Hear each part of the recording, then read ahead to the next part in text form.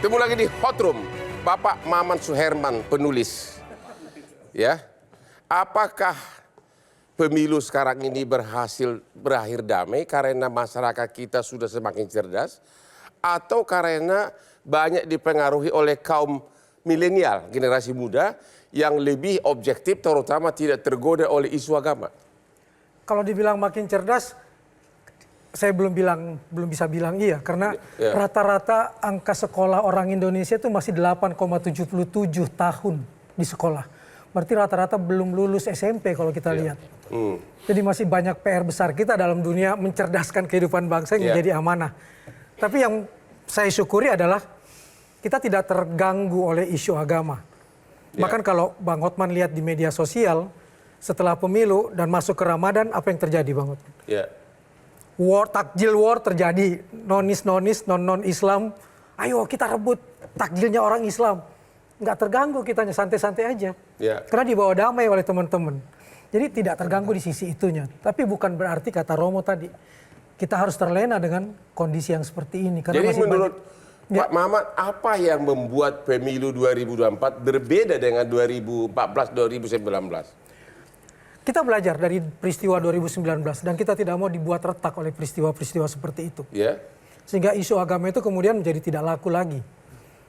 Dan juga para pendukung ketiga calon ini tidak membesar-besarkan isu tersebut. Jadi apa karena para pemilih itu hampir 100 juta dari generasi milenial yang sudah mulai go internasional? Mereka belajar. Dari peristiwa-peristiwa kesalahan-kesalahan yang dilakukan oleh kami di 2019, di 2014 tentang isu agama. Oh begitu? Mereka sangat belajar itu. Dan kemudian mereka tidak mau itu terulang. Tapi bukan berarti mereka tidak kritis. Mereka tetap mengkritisi berbagai hal. Misalnya soal keadilan. Ramainya itu kan ketika kemudian keputusan MK kan. Dan itu anak muda ikut meributkannya, ikut meramaikannya. Dan buat saya itu tidak terlalu tajam perpecahannya karena memang unsur-unsur SARA tidak dilibatkan. Oh begitu. Oke, Pak Effendi Ghazali. Apa karena 2024 ini rakyat kita sudah begitu terekspos dengan dunia internasional, dengan medsos, sehingga lebih dewasa berpikirnya, sehingga isu agama tidak menonjol lagi? Minal aidin wal faizin dulu. Mohon maaf lahir batin. Senang sekali ini kan kemenangan, kegembiraan dulu dong ya di sini. Saya sama Romo Beni sama Kang Maman ini dulu sama-sama di Lingkar Muda Kompas ya, penulis. Walaupun kita beda. Iya, pelan-pelan dulu, pelan-pelan. Kalau sudah mulai masuk nih, hot room-nya sudah mulai masuk. Dengan Yai Mursudi ini sama-sama di Mujadalah, Yai Kampung gitu ya. Sama-sama. Oh, kalau dengan Bang Hotman, walaupun kita gimana? Berbeda. Belum tentu. Kita lihat di kotak seharusnya itu, kalau ada rekamannya. Tapi saya mau menjawab dengan mengatakan begini. Jadi, kalau tadi ya, apakah ini pemilu yang terbaik, kita bisa diskusikan belakangan. Apakah ini yang paling damai, kita bisa diskusikan belakangan. Tetapi bahwa ini yang relatif menggembirakan, betul. Tadi sudah disampaikan Bang Hotman juga ya. Saya melihat di TPS itu agak banyak senda gurau, betul ya. Nah, tetapi dalam konteks komunikasi politik, apakah ini dipengaruhi oleh teman-teman kita kaum milenial dan kemudian banyak yang sudah go internasional, kan itu tadi pertanyaan Bang Hotman. Saya mau dengan agak cepat mengatakan kalau ini go internasional malah ada masalah tuh di Komnas HAM PBB misalnya. Atau di tengah kaum milenial ini ada dua perasaan. Perasaan mereka yang pada waktu itu ya ada keputusan MK, itu mereka juga menanggapi dengan serius lepas dari bagaimana pilihan posisinya. Kemudian ada juga survei dari Litbang Kompas yang mengatakan 62,2% malah mendukung hak angket gitu ya. Lebih tinggi dari perolehan suara siapapun di dalam pemilihan umum itu.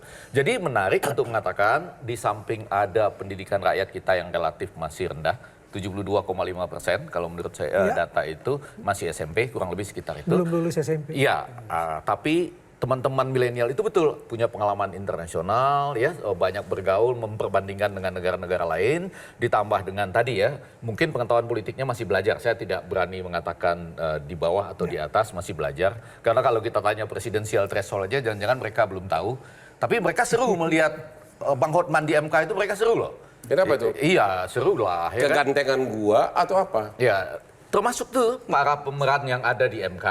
Termasuk isinya, pelan-pelan saya mengatakan gini. Kan kita ingin kedamaian, betul kan? Nah, kedamaian dalam komunikasi politik lepas dari dunia internasional, kaos yang selalu saya pakai. Kita kan nggak bisa mengatakan tiba-tiba misalnya ya Israel atau mengatakan, ayo kita damai.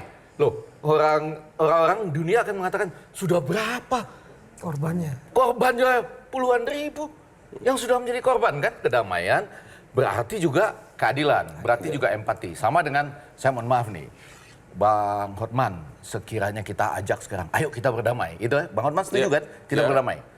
Ini apa, manajer restoran Bang Hotman yang sudah ngambil uang sekian ratus juta, nggak usah dilaporkan ke polisi. Kita damai-damai aja. Itu hal berbeda. Bagi Anda penikmat kuliner pada masa-masa Lebaran ini, jadi ada bagian dari kedamaian, Bang Hotman, yang tetap harus dilaporkan pada bagian domestik dan kadang-kadang didiskusikan di dunia internasional nih. Nah, kalau terkait dengan yang tadi, Bang Hotman kan yang tadi itu dilaporkan kan polisi ya. Nah, jadi teman-teman yang ini melaporkan juga ke Mahkamah Konstitusi.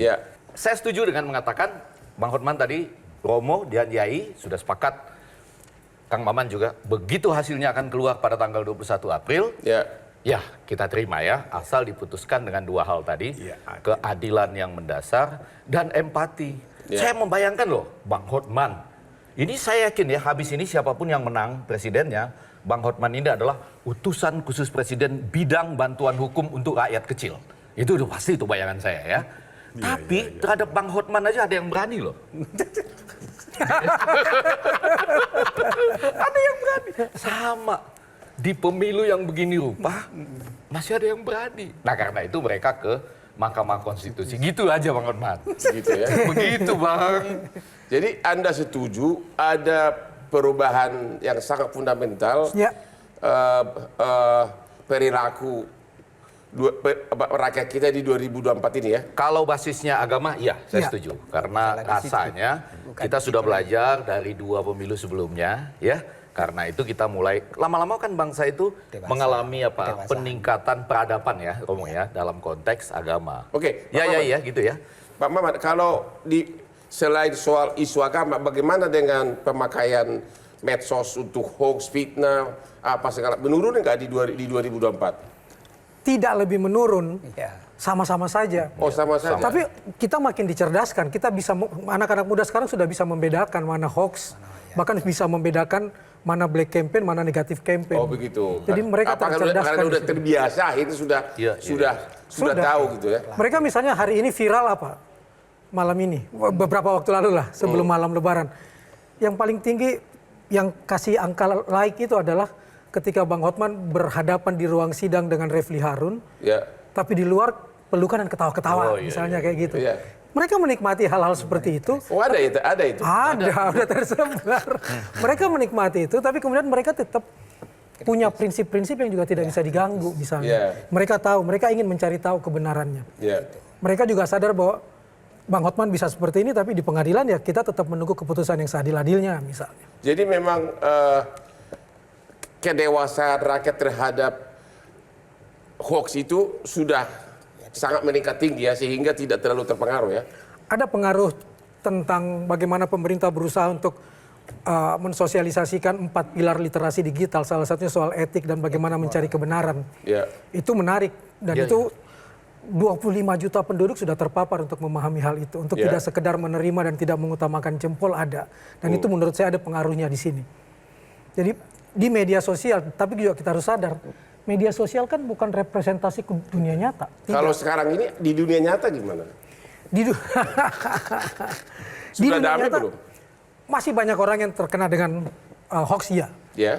Masih saja mereka kemudian meributkan dan membesarkan hal tersebut.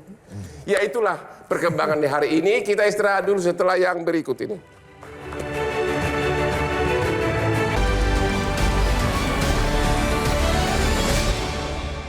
Jelajahi cara baru mendapatkan informasi. Download Metro TV Extend sekarang.